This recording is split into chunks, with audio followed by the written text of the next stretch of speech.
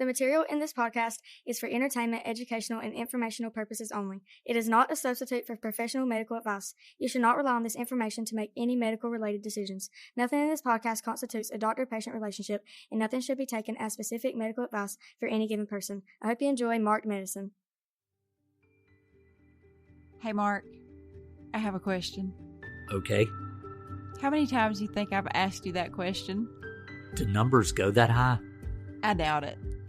And from that concept, the idea of Marked Medicine was born with Dr. Mark Brulte. And with Amanda Brulte, my favorite nurse practitioner. And you're now listening to Marked Medicine.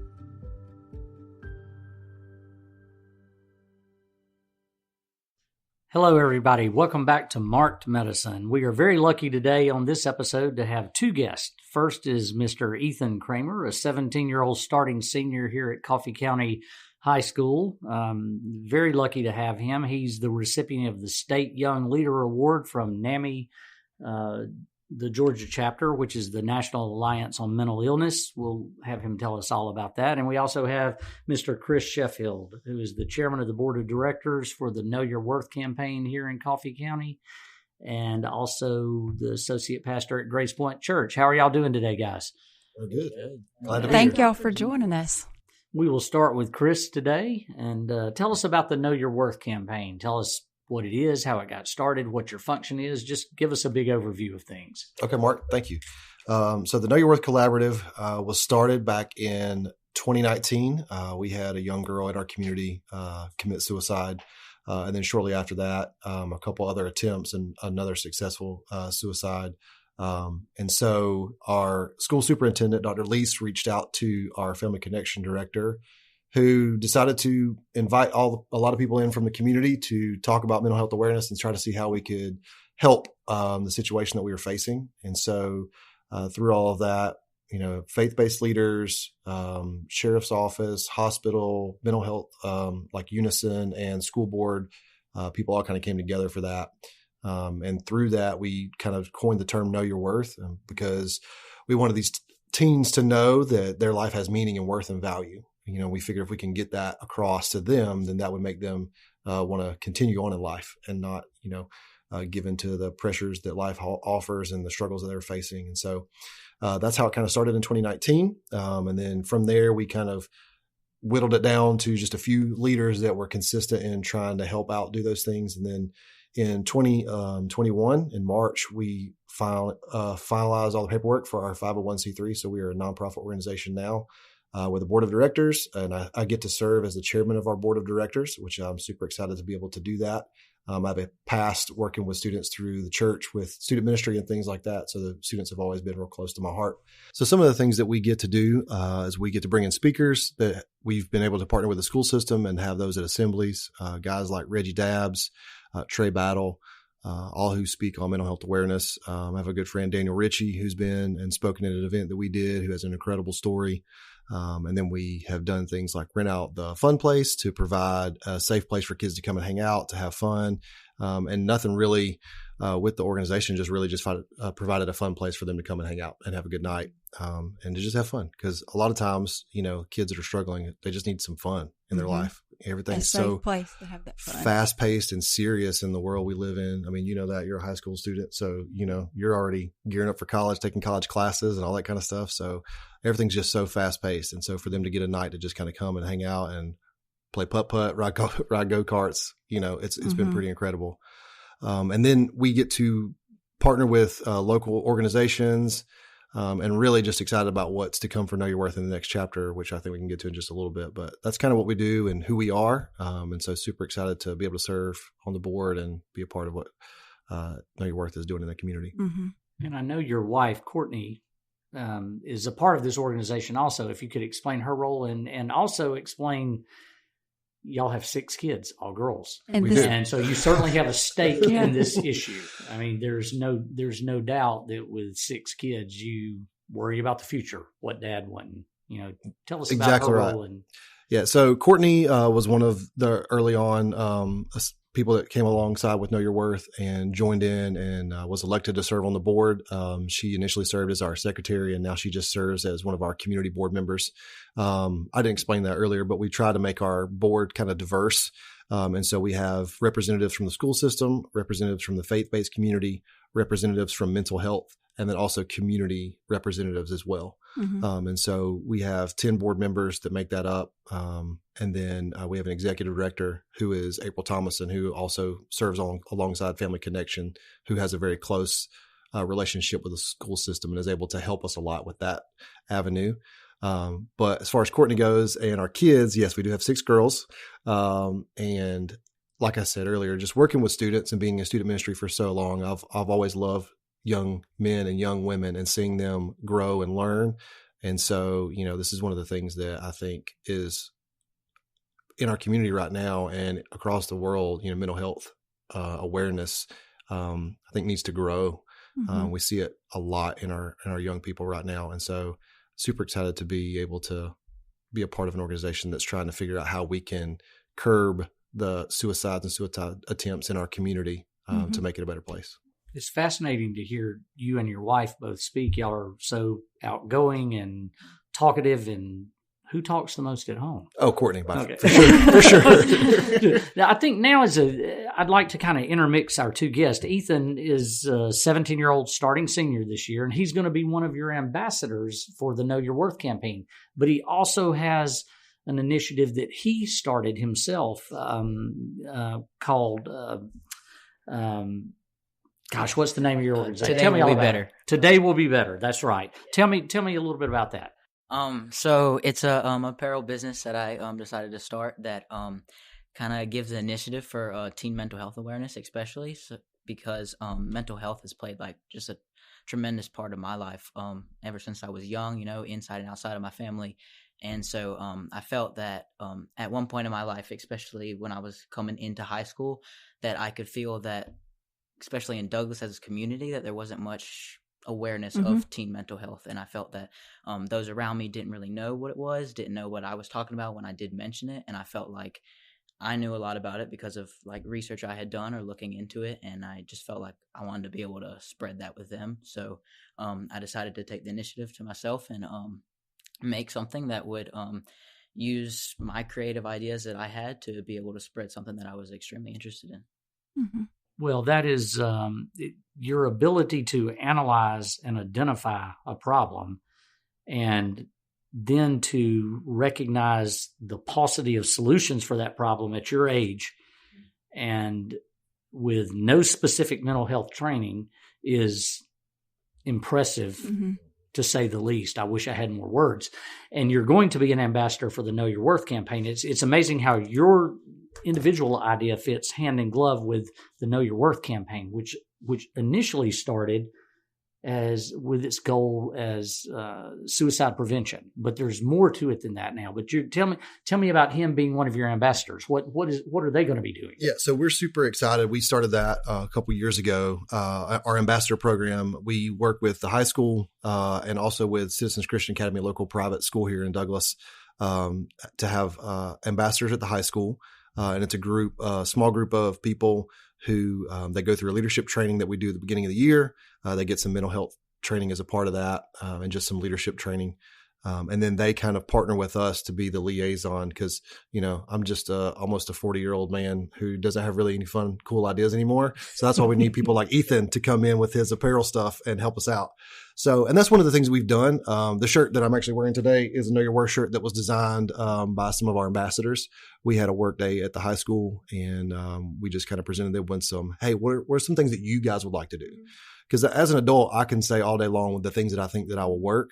But, Ethan, you guys know exactly what works for you. You know what you need. You know what you like to wear. You know those sorts of things. And so we did that twofold. We did, number one, we did like several shirts. And so we had the students design 3-4 different shirt styles that we actually wound up putting into print. And then also different events that they thought would be fun for them, because we can bring in speakers all day long, but if they don't want to hear speakers, right, then it's not worth it. No matter how nationally renowned they may be. but things like just movie night, having a movie night where everybody goes to the Jardine Stadium, we threw a big, projector up and watch a movie together, just little things like that. And so we let our ambassadors do that. And then they also, this year we instituted a new program called our Love Coffee Day, which was started and thought of by Nicole Ricketson, who is our treasurer for Know Your Worth. And that was just a community event where we gave back to the community. We encouraged students, our ambassadors especially, and their families to come and partner with the Coffee County Food Bank and go and serve there, or the state park, and provide cleanup and things at the state park, and a couple different local schools with putting in gardens and different things like that. So it's a way for our students to give back, because one of the things I think about mental health is that when you are physically actively doing something to give back to your community, it boosts your overall feeling, right? It makes you feel better because you're able to go and give back to other people. And so that's one of the things that we wanted to do with the Love Coffee Day and encourage our ambassadors to do as well. So I am especially super excited to have Ethan on board as an ambassador next year, just to help us with a lot of the things that you've already been doing with your Today Will Be Better, your apparel, because I'm the one who usually has to design the shirts. So fresh ideas are great. And just like the overall tech side of the stuff that you're able to do as a young man. So I'm super excited to have you on board and to see what our ambassadors are going to be able to accomplish this year for our community. Well, and to kind of touch on what you said, that is exactly why we wanted to have you here today, Ethan, is because it's like you said, we can sit here and talk until we're blue in the face and try to come up with ways that we think are best, the best ways to reach teens, or the best ways to educate their parents, or the best ways to educate healthcare providers. But without teens' input on some things that actually would work, or some things that actually would be helpful, we're just kind of shooting from the hip and hoping that we're right. So thank you for being here. Ethan, you've touched on where the idea came from and why it's so important to you, and thank you for that. Tell me about the motto, though. Today will be better. Well, I just wanted to come up with some kind of motto that would kind of like instate what I was trying to do. And I just felt like, especially being in your teen years, right, going through high school, every day is different, and every day you're not sure what's going to come at you. And it's just going to be different things, with either pressure from school or stress from all the work you're doing or sports you're playing. You have so many different things in your life. And I just wanted people to know that this day can be better than yesterday, right? Because if you have a bad day one day, it doesn't mean that the next day is going to be bad, or the next day. So you just focus on one day at a time, and you focus on being better and having a better day. It's a message of hope. That's what struck me about it when I read it. And that's very, very important. And I know you will understand this. It's evident that your intelligence and analytical ability is superb. When you're in your teen years, high school, it seems so permanent to so many teens, and it's such a transient, small part of life looking back, and it's so not permanent, so that's why the today will be better, and that message of hope and what you just said is so spot on. It's like an arrow hitting the bullseye. It's perfect. It's literally perfect. Very impressive. Very impressive. And you've worked with the mayor here locally, haven't you? I have. Tell me about that. I mean, how many high school kids are running around working with the mayor? I mean, my gosh. I decided to reach out to the mayor because I wanted to make this something that would kind of go into the community a little bit better. And like you said before, I wanted to find a way that would resonate as a teenager to other teenagers, right, instead of just adults. So I thought that having a day where either like the school systems could represent it, right, where teachers and students would wear them, it would just make it easier for me to be able to spread that awareness. So I reached out to Mayor Polk, and we signed a proclamation that NAMI helped me write, and that became March 2nd, Teen Mental Wellness Day. That was my next question, that your entire program seems to be centered around World Teen Mental Wellness Day, which this year was March 2nd of 2023. And I don't know what the date is next year, but I'm assuming you're going to do a similar campaign for next year with sales. And you donated the money to NAMI, which is the National Alliance on Mental Illness, $4,500 for your first swing at the ball. I mean, wow, impressive. I'm sure they were impressed. What did NAMI just kind of go, where did this come from? Where did this come from? What in the world? They were definitely kind of a little confused. I had like when I initially got in with NAMI, I kind of had a Zoom meeting with a bunch of their board members. So there was like a couple of them on there. So they kind of knew who I was. They were kind of helping me when I first initiated this, like giving me advice on what to do and kind of talking to me about it. But the majority of them didn't really know who I was, right? And they didn't know, as being based from NAMI, Georgia, being the entire state of Georgia, they didn't really know this small community in Douglas, which I was bringing my project out of. And so I think they were just really surprised that I was just bringing all this in. How many are there? I mean, there can't be just lots of teens that are doing this much work for NAMI. I mean, did they give you any idea how many others are doing anything similar? Are you the first? As I know of, you're the first that I've heard of. I mean, it's pretty impressive. It really is. Your mom is here with you today, Mary, and he intimidates me. Does he intimidate you? He's a very impressive young man. Well, Chris, you certainly couldn't have picked a better teenage ambassador than Ethan for the Know Your Worth campaign. Yeah, we're super excited to have him come on board next year. You know, it's funny, whenever his idea first came out, some of us were a little worried. We're like, is this going to, take awareness from Know Your Worth? But I kind of came back to it and said, you know what, this is exactly what we need. This is the whole reason why we started the ambassador program, is to have guys like you, students like you, step up and take the bull by the horns and, lead your own charge for mental health awareness. So we're beyond thankful and grateful to have you come on board next year, and super excited for the ideas that we're going to have this coming school year. So. What better reassurance that y'all are doing good than to see teens turning around and promoting the same awareness that y'all are promoting. Exactly. Yes. 1 + 1 is often more than 2, I believe, is the old saying. Exactly right. And that kind of segues into the Know Your Worth campaign. Back to that. It originally started with its stated goal as suicide prevention, but it expanded through Family Connection to several other concepts: decreasing risky behavior, boosting self-esteem, making responsible choices. And it also expanded it's an interesting organization because they use various pillars of our society to promote these concepts, one being the school system, another being the churches, and another being the community at large. And tell us about these other goals, these other pillars that you utilize to help this campaign. Yeah. So when we first started, it was strictly suicide prevention. And then as we continued to grow, what we realized was it wasn't just about suicide prevention, but it was about mental health awareness, because that's kind of the overarching umbrella of which suicide prevention falls under, but it also allows us to talk about substance abuse, to talk about, other issues these students are facing. And so it gave us a bigger umbrella, which we feel like in turn, focusing on these other pillars and not just one, is going to give us a more broad approach to address the issues that our students and our teens are facing. And so part of what we've been able to do, especially since we tried to do a diverse board with different people from in the community, is to focus on all these different pillars. So we brought in people from the school system, people from Unison, people from the sheriff's office, people from Coffee Regional Medical Center, and other community volunteers and community people that work within the community, and also faith-based leaders who do a lot of counseling and things like that in our community as well.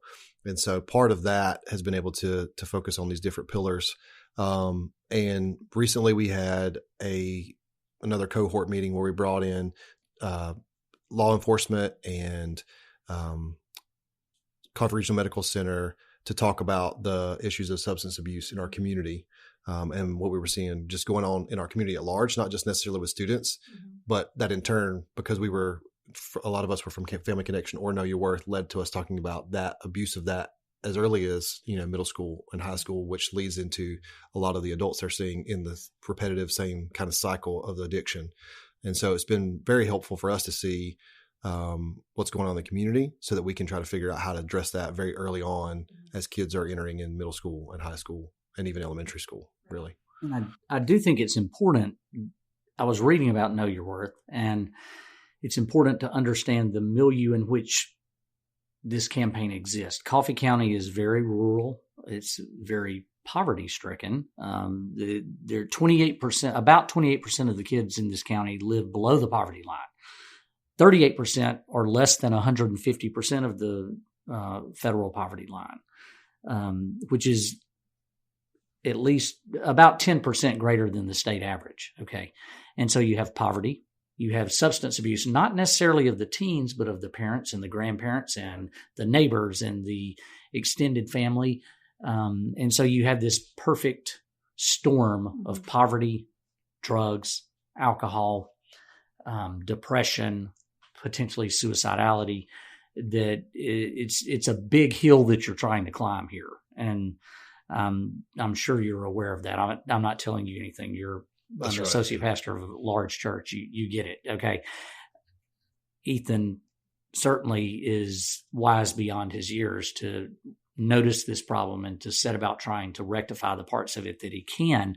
I want the audience to understand what y'all are up against. Look, I'm just a simple doctor. Okay. Somebody comes in with belly pain, you diagnose appendicitis, they're whisked off to the surgeon and it's fixed. Okay. That's simple. What y'all are trying to do is very complex. There's a bunch of moving parts. There's a bunch of unknown. There's a bunch of motivations beyond things that you can see. It's a difficult mix that you're playing with. Tell me about. Yeah, I think it's it's like Hydra. You cut off one head and another one pops back on. And so that with mental health awareness, and especially dealing with like all the things that you just mentioned in the community, you have to have a multifaceted approach. And so I think that's one of the great things about having the board of directors that we have involved in all the different avenues in the community that we have, and then in turn bringing in the student ambassadors to speak from their experience, because you go to school with kids who are either involved in substance abuse already, or they see their parents involved in that and how that affects them, how it affects their well-being, how it affects their behavior. And so I think trying to understand it from as many avenues as possible to try to diagnose the problem early on. That's one of the things I think that we need to get to. I think a lot of times with mental health, we want to medicate or we want to do things to just make the feelings go away instead of actually fixing the root issue and the root problem. And we see that from the church, when I'm talking to somebody who is struggling with addiction or who is struggling with a specific sin that they just can't seem to rectify, they can put a ton of boundaries in place. They can put in a ton of things to keep them from committing that sin again. But if they never address the root problem, it's always going to be an issue. Mm-hmm. It's not until you get and address the root problem that you start to see results and you start to become more effective. And so that's one of the things is Know Your Worth that we're trying to do, is we're trying to figure out, when is this starting? When is the mental health issue starting with our young people? Is it when they're elementary, middle, high? Is it when they're older? And so I think it's different for a lot of people, but being able to try to figure and pinpoint what's causing it is where we want to go. Because if we can do that, then we can eliminate, the depression, the anxiety, the struggle that they have.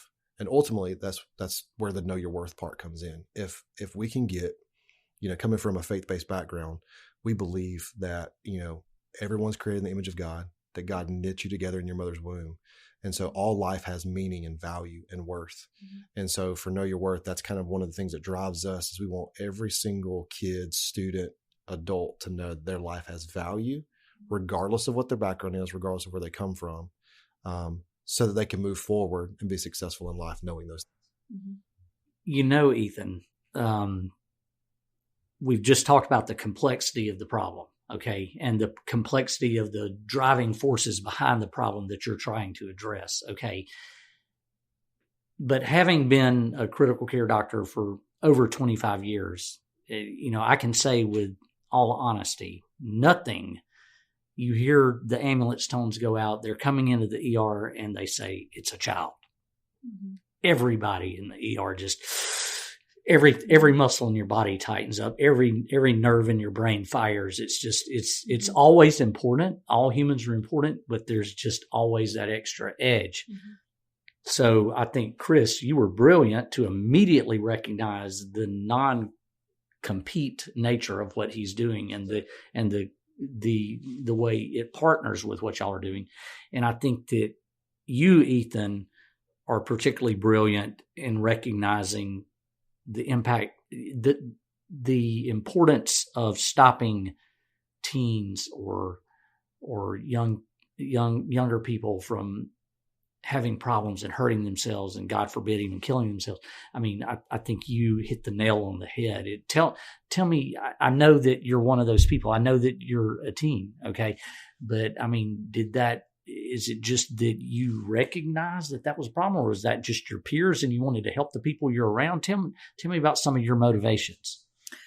Well, like Chris said, like you have to go down to the root problem, right? That's your last step to the process of it as a whole. But I kind of wanted to begin it with just putting it out there so people know, because first you have to identify that is a problem, Correct. right? That it's a real thing, and mental health is like it's a real health problem. So it's like something that you have to identify and deal with, right? And then you go through the steps process of getting down to the roots of it and helping fix it. So I had seen it in the school system as all through middle school, through high school, and I noticed that it was a prevalent problem, and that most people didn't even want to identify it or didn't want to like believe it. And then when I dealt with it myself and saw people in my family dealing with it, that I knew it was a real thing.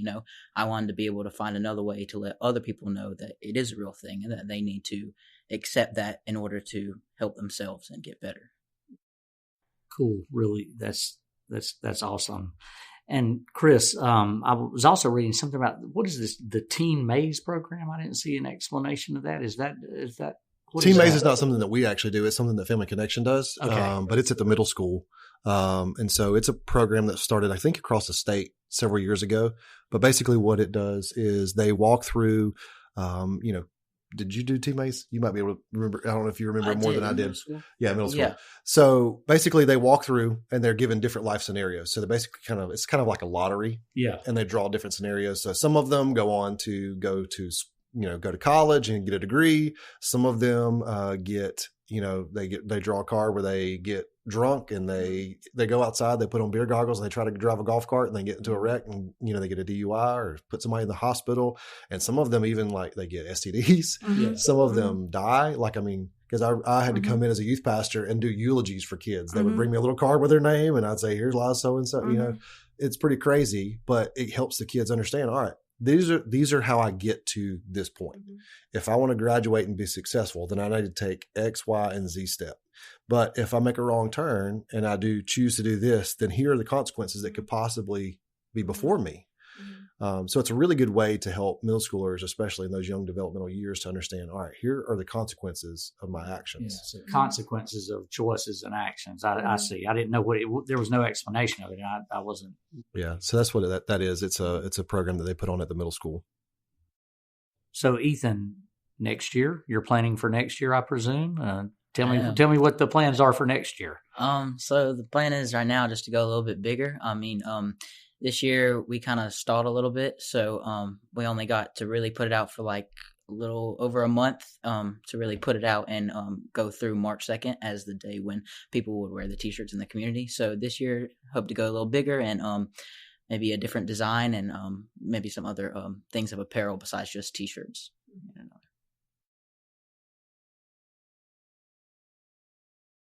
So Know Your Worth is continuing to grow. We've, brought on Marnie Smith to be one of our board members. Marnie's daughter, Caroline, was one of the teens who committed suicide early on in the 2019 before we started the whole thing. And so she's been able to go and tell her story to multiple counties. And we have so many people interested in what we're doing for Know Your Worth. And so part of what we're working on right now is we're about 70% done with the curriculum that we will be able to hand off to other school systems to be able to implement into their monthly regimen. So there'll be kind of like a template for them to go by. So for one of them that we looked at our last board meeting, was empathy.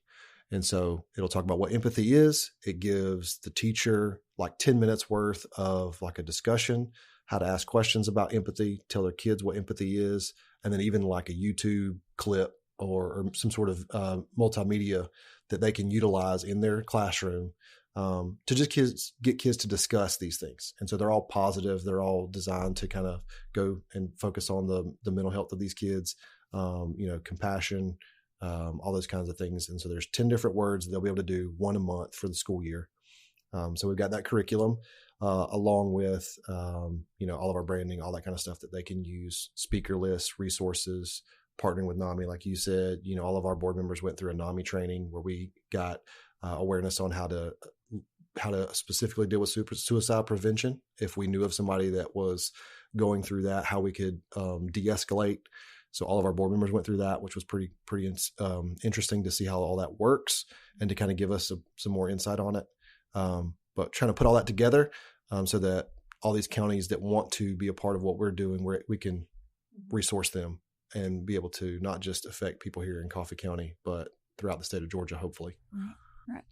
Well, and part of what, Mark and I's goal has been throughout this process of starting this podcast is educating healthcare providers on how to best take care of patients in different situations, with always keeping the ultimate goal in mind of treating the person as if they're a member of your own family. And Mark may want to expound upon that. If he does, I'll let him.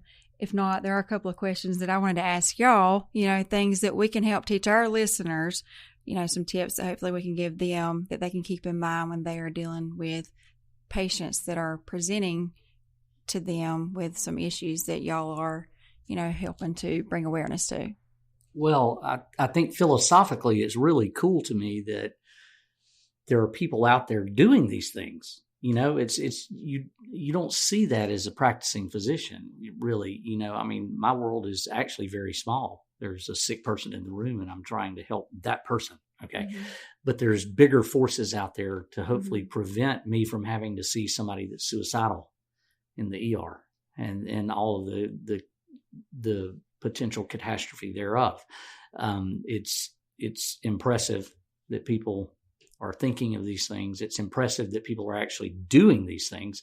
It's even more impressive that young people are approaching these issues. It's really amazing to me, and the far-reaching impact of it, because you may not even know who you've helped. Well, you won't know who you've helped unless somebody comes up to you, perhaps even years later, and say, "Hey, you may not know this, but I was on the verge of, and thank you for being," or they may never say that to you. They may have moved on and gone somewhere else.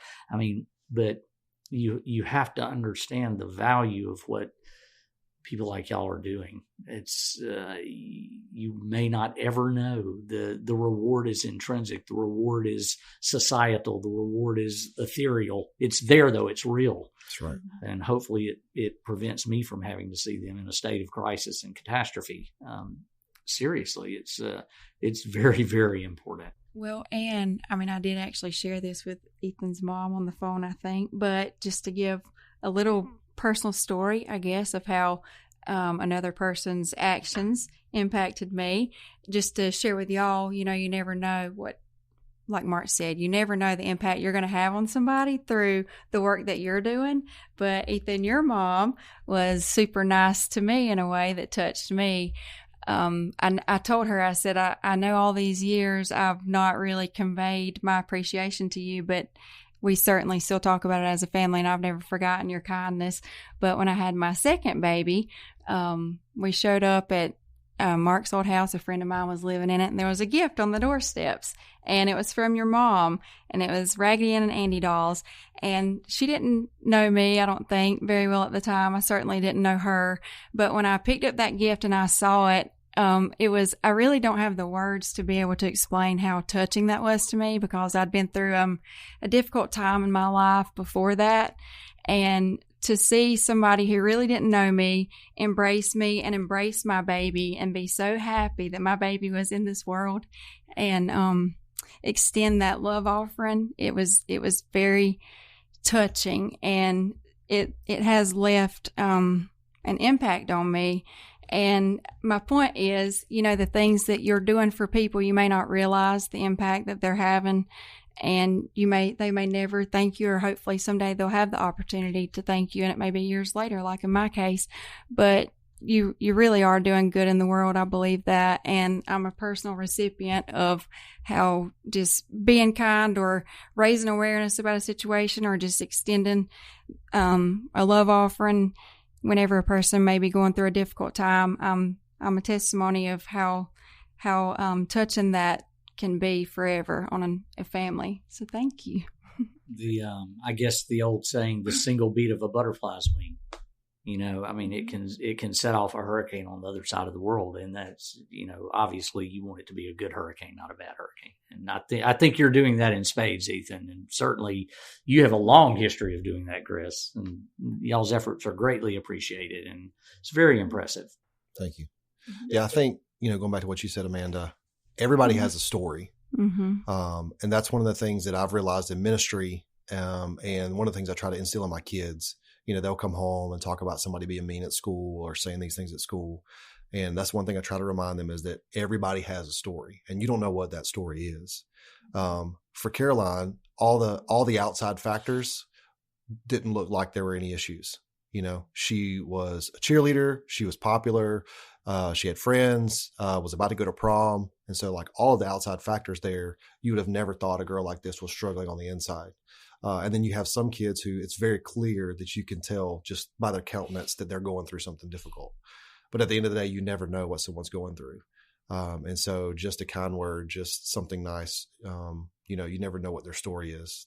I remember I've done a lot of customer service in addition to ministry in my life. And we watched a video, and I think it was a Chick-fil-A training video, actually, that the company I worked for showed us. I wasn't working for Chick-fil-A, but they used this video, and basically it panned around the room and it showed all of these different people in all these different scenarios. So you had somebody sitting alone by the window eating, and you had a lady yelling at the person behind the counter because they forgot her drink or, messed up something. And then it kind of went through everybody's situation, and then it panned back through. And then at the bottom, it had these captions, and so like the person by the window, they had lost their husband. They always came there every Tuesday and sat in that same spot. And so that wife still goes there. The lady that was, yelling at the person behind the counter, she had just gotten a cancer diagnosis right before that and was frustrated and angry and distraught. And so I think part of just being good people, like you said, Mark, just putting it out there into the universe, part of that is you just need to look at everybody through the lens of, you don't know what their story is, and you can't control them, but you can control your kindness and your ability to convey that to the people around you. And that's what's striking, Ethan, about your motto, today will be better, and the message of hope that it is. The best man at my mother and father's wedding. My father was an optometrist. He died at a young age. His best man was an optometrist, a good friend of his, that ran away from an orphanage at age 14. Ran away from an orphanage. He was an orphan, and then he was treated so badly at the orphanage that this was a long time ago. Okay. Then he had to run away from an orphanage, put himself through school, put himself through college, put himself through optometric school. The day he died, he was the largest landowner in that parish in Louisiana. Not that the material part is what's important, but hope persists in the human heart. I know two other physicians that were orphans that are superb physicians. Again, I think actually one of them left the orphanage early also, and became excellent doctors and have saved and helped so many people. And so your message of hope, today will be better, is so accurate. It's so important. I just think you should know that. Yeah. I think it's just a little something just to let you know that it's going to be okay, because when you're in those moments, right, like when you're sitting alone by yourself and you're dealing with all these emotions and stuff, you can't really be outside of your body and seeing what's going on. Like, you don't really know it's going to be okay, right, because you're trapped by all these other feelings. So just that little motto of today will be better, or it's going to be better, or if you just take it one step at a time, it's going to be better, then that'll just help you in the long run. It's amazing. It's awesome. So, Ethan, since you've started your initiative, have you had, what types of things have you dealt with from your peers and your classmates? Have they been supportive? Tell us about that. There was a lot of support there. It was a big thing when I was first doing it was being comfortable with like putting myself out there and being, I guess, in a way, the face of that campaign or that initiative for teen mental health awareness. So I was kind of worried about that. But once it got out there and once it was in the newspaper a couple of times, then especially in school, I found a lot of support, like friends coming up and telling me that I don't know, I was doing a good job, or I Mhm. had like my coaches texting me and telling me good things, or teachers always saying things. And especially on March 2nd when everyone was wearing the shirts at school, it was really Mhm. cool to see so many people, even people I've never Mhm. seen before. I just randomly saw in the Mhm. hallway with my shirt on, and it was Mhm. just like, wow. So Mhm. I don't know, I felt a lot of support in that Yeah. aspect. So do you have any advice for teens who may be wanting to start a similar initiative? I just put it out there. I mean, just Go for it. just go for it. I mean, there's nothing that can hurt you with it. And I guess it's life's full with things that you can't control. So if you worry on the things you can control, then you'll be fine with it. Mm-hmm. And maybe just one last question, because we all want to know. Do you have any advice for parents on how to, I think Chris worded it best. We said, how to not be weird. How did you say it a second ago, Chris? You said how to not be weird, but it was how to be weird but still be approachable. That's I think right. that's what I said. That's right. How any tips for parents on how you can be approachable for your teen? Well, I mean, the big thing is to show that you care, I guess, but just not like overreaching in a way, and just to kind of, I don't know, be a part of what's going on in their lives, right? And I guess questions are a big thing, just to ask, and see what's going on, and that's how you can realize or see what kind of mental health issues are going on, or what they're dealing with on a daily basis. Should parents just point blank ask, like, hey, are you okay? Are you having a good day? Or I mean, that's always a first step, I guess. I know sometimes if you're a teen, you can be standoffish and not want to really talk about it all the time, but can't hurt to ask. Yeah. You never know if you don't ask, huh? I've got a question. Your dad is one of the specialist surgeons here in town, a foot surgeon. I've known him for a long time. And my understanding is some of his patients have told him about, hey, I saw your kid in the paper. What's good? Tell me about some of those interactions. What does he come home and say? Yeah, well, he would just come home and tell me he was proud of me, and I was just kind of, confused at first because I wasn't really sure what for, and then he would kind of explain to us at like the dinner table that a bunch of patients had come in and would tell him that they saw me in the newspaper, and that I was just how great it was of the cause I was doing, and I guess he was just telling me how much it made him feel good. That's awesome. I know he's proud. He's a good guy, and obviously you are too. And that has to let you know that your message is getting out there, that people are seeing it. You're reaching people that you don't even know. You've got a good ambassador, Chris. I do. I'm super excited, man. Well, what about you, Chris? Do you have any advice for healthcare providers? How can we help your initiative, what y'all are doing? How can, if we have somebody in front of us, like, do you have anywhere we can direct them? If you kind of don't, if you just have some tips for us, because you've been boots on the ground dealing with these kids. Right. So give us some advice. Well, I think NAMI has a lot of resources, that Ethan partnered with. They have a ton of resources. There's a number. It's just 988. You can call or text it. It's the National Crisis Hotline. And anybody can do that. Teen, adult, doesn't matter. And they will put you, in contact with someone who can walk you through a situation. So, there's a couple billboards around town that have that information on it. And I think just from us, with Know Your Worth, I think you can do more in helping us with, the people that you see. Are you seeing people, as a doctor, as a nurse practitioner who are struggling with these issues, and what are you finding out that is contributing to those factors, and then how can we address that early on? I don't know that we can necessarily do anything for y'all, but except for, just put the message out there just to remind people that their lives have meaning, and Mark, I think you said this before we jumped on the podcast, being patient first as a doctor is important to you. And that's one of the things in ministry that I've always strived to do is to be people first. I can love you in the moment, regardless of how you're treating me or acting towards me. And then we can figure out the situation because like we said earlier, everybody's got a story. We don't know what that is, but if I lead with love, we can kind of go from there and kind of figure out where it's at. But if I immediately get defensive or jump back, then we're not going to progress anywhere. We're not going to get any better. Well, sitting here listening to this, I'm wondering about, do y'all need volunteers? Do y'all need help with the Know Your Worth campaign? Do you need community people to help y'all do things? I don't know, Yeah, of course. Because it's always been in my mind that nothing works like work and nothing helps like helping.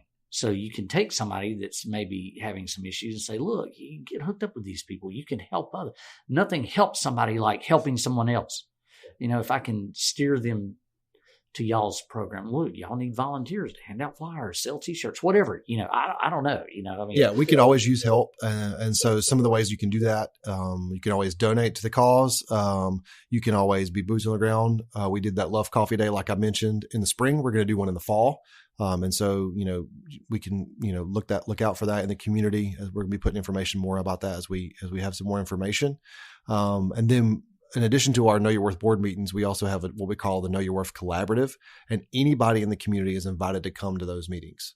And so that's where we get a lot of our, how can we address this situation? We get a lot of ideas from people within the community who may have had a family member who struggled with mental health, or may have seen something, if they're coming from the medical field or from the sheriff's office, they may have seen like an uptick in specific mental health related causes, and so they can convey that to us, and then we can in turn figure out if there's something that we can do to help in some way, shape, or form. And so those collaborative meetings, we do those, I think, every other month.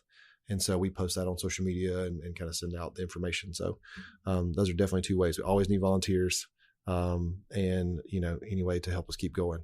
Well, let me just say, you said a moment ago, you said, I don't know how we can help y'all. Well, let me just say, y'all do help us. And for everyone listening, I encourage you to get to know about your community resources, because for me, when I'm sitting there with a family, or I worked in pediatrics for 8 years. So when I'm sitting with a pediatric patient who's going through a hard time, having somewhere to direct them, a cause, a club, like you said, so to speak, that they can join, a place where they can volunteer, somewhere where they can plug in and get the help that they need, more than just what I can do with them with the 20 minutes that I have with them.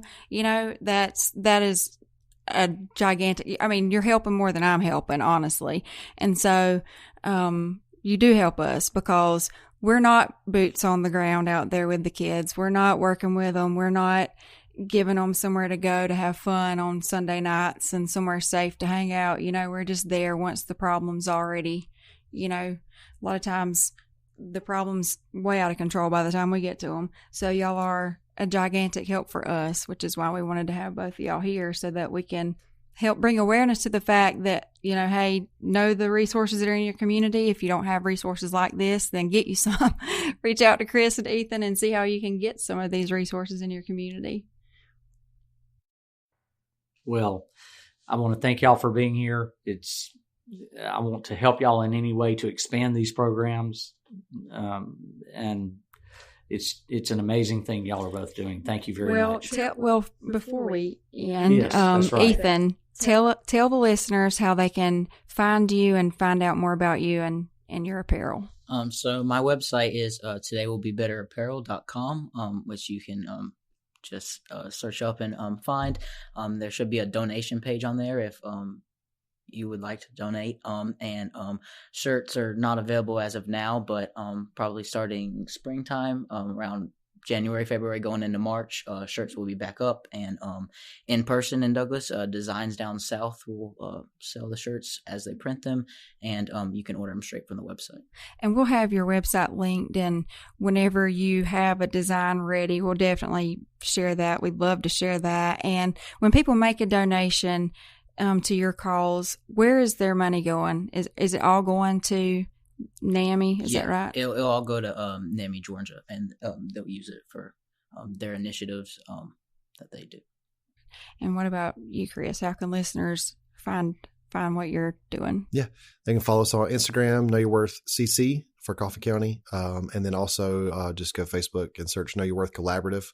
And we will have a website up and running in the next month or so, where we'll have some of our apparel up there to purchase. And kind of like Ethan said, all that money turns around. We're a nonprofit. We don't have anybody that works for us that makes any money. All that money goes back into the community to provide stuff for our kids to do, students to do, bring in speakers, have events, those sorts of things. Mm-hmm.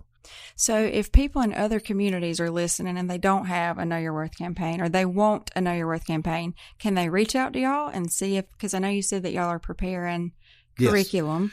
Yes, they can reach out to us. We're hopefully in the closing stages of that, because we do have a couple of neighboring counties, especially that are they're ready to hit the ground running with this, because they have seen an uptick in their mental health issues as well. Mm-hmm. And they see the impact that we've had here in Coffee County. And so, reach out to us on Instagram, Facebook, message us. I usually get those notifications. And so I'll be happy to respond to you, and see how we can partner with you guys once we get everything kind of finalized and be able to send that out to you and hopefully get that implemented in your county as well. Awesome. Well, thank you for listening today. I want our listeners to be left with the following message. There are really good people in the world. There is hope. There's people out there doing things that are amazing, and 2 of them are sitting here with me right now. Thank you very much. Thank y'all. Thank you. Well, Mark, I think those are fabulous guests, don't you? Oh, absolutely. They had a lot of very good information that will be very useful to many people, or at least I hope it will. So now it's time for my very favorite part of the show, my very favorite segment, where I get to phone a friend. I get to ask you some questions that some of our listeners have had, Mark. So I know we just talked about teen mental health awareness and ways that there are community resources out there that can help teens when they're having mental health crises. Okay. But parents at home oftentimes, they recognize their child may be dealing with depression or anxiety or even attention deficit disorder or hyperactivity disorder. And they've tried therapy, which is great. They've tried coping mechanisms. They're doing everything that they can. And they feel like, hey, I'm still just not feeling like my child is really getting all the help that they need. And so they decide it's time to go to the doctor. Maybe we need some medicine. Maybe we need to try some medication for this anxiety and depression. One of the biggest questions that I always heard when I was practicing pediatrics, parents always want to know, is this medicine safe? Are these medicines safe for my baby? And are these medications going to change my baby's personality and turn my baby into a zombie?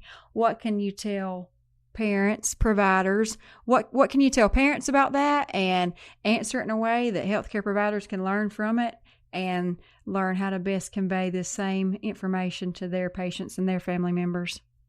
Well, I think in general, and I'm certainly not the guy that prescribes these medicines or knows a lot of the details about any given medication for treating pediatric anxiety, depression, etc. But in general, by the time a patient is at a provider's office and discussing the potentiality of medicine to control whatever or to help control whatever, there's an obvious problem. Okay. You're right. There's a situation that needs to be dealt with. Right. Okay. By the time the parent or the caregiver has taken that step and said, okay, I'm going to the doctor, they've probably been dealing with this a while. Correct. And so, like all medical treatments, whether it be medicines or surgical interventions or whatever, everything is a risk-reward ratio. Okay. So is the risk of whatever you're doing or not doing going to provide you a reward that outweighs what you're doing or not doing? That's the question, okay? And so, again, by the time the patient's there at the provider's office, there's a situation, a problem, a difficulty that needs to be dealt with, okay? The problem has been identified. We need to now do something that provides us some reward, okay? And so all of these medications that are used, the modern antidepressants, the amphetamine-based drugs for hyperactivity disorder, are studied extensively. These drugs are not just thrown at people willy-nilly. There's massive studies to show that they work or don't work, that there's not severe danger involved with them. Of course, anybody can have a problem with any given drug at any time. But in general, what I'm talking about is they're proven to be safe and of benefit. Okay. So if you have a kid that's so ADHD that they can't perform at school, they can't, gain the basic knowledge that they need to succeed later in life, you've already got a problem. Your specific comment, quote, turn them into a zombie, end quote. I don't see kids zombified. Okay. I saw a lot of kids on these medicines, so I can add to that a little bit. And so, you've got a situation where this child needs help to achieve a foundation to succeed later in life, okay? There's people that study these drugs and invent these drugs and do massive ongoing trials with these things. They're proven to be reasonably safe, okay?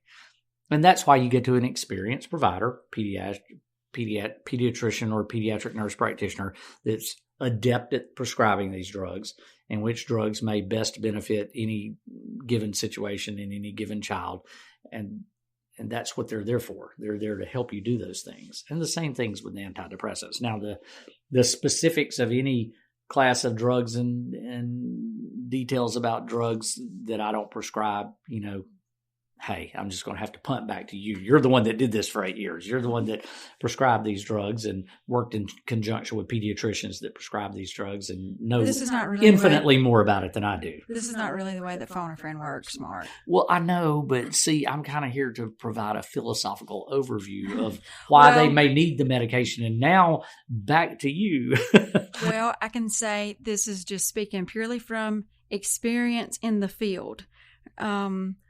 Whenever a parent says, hey, I'm scared this is going to make my baby be a zombie, my answer to that question is always, okay, well, let's talk about why are we here? Let's talk about what's going on with your baby. Let's talk about, because I'm keeping in mind the whole time, I'm talking to them just the way that I would want to be talked to if I was showing up with this same type concern with my own baby. So, hey, what's going on with your child? What's going on with them at home? What's going on with them at school? What are their grades like? Are they struggling? Specifically in reading, is reading difficult? Are they having trouble with reading comprehension? Are they having trouble staying focused? Is their reading grade dropping? What's going on? Are they experiencing anxiety? Are they experiencing depression? What's going on in their life? And if they are experiencing things or their grades are struggling or whatever, I say, okay, hey, to specifically answer your question about ADHD medications, amphetamines, no, they don't change your baby's personality. The way that they work, the best way that I ever had it explained to me and the way that I try to in turn explain it to parents, the way that those medications work is you've got a child who they're little, they're most oftentimes they're super smart. They're not able to slow their brain down enough that their brain can focus on the task at hand, the task that they're trying to learn. And so what these medications do is they wake up the part of the brain that says, hey, we need to slow down. We need to focus. We need to pay attention to what we're trying to learn here. They wake that part of the brain up because that part of the brain is just kind of always just kind of asleep or whatever. And in doing that, is your child going to seem a little calmer and seem a little more focused? Or are they going to focus a little more on certain things? Possibly, but that's the point of the medicine. That's not changing who your child is, because when this medicine wears off, your baby is right back to running around wide open or whatever. Your baby is still the same baby. And they're still the same baby while they're taking the medication. It's just that now we're able to focus on the things that we need to focus on in order to be successful in life. And I think it's a similar thing with antidepressants. They're used, yes, there are people that are on lifelong antidepressant medication, but oftentimes it's used as a bridge measure for a couple of years to let things reset while you're going through the normal reparative process of whatever is going on.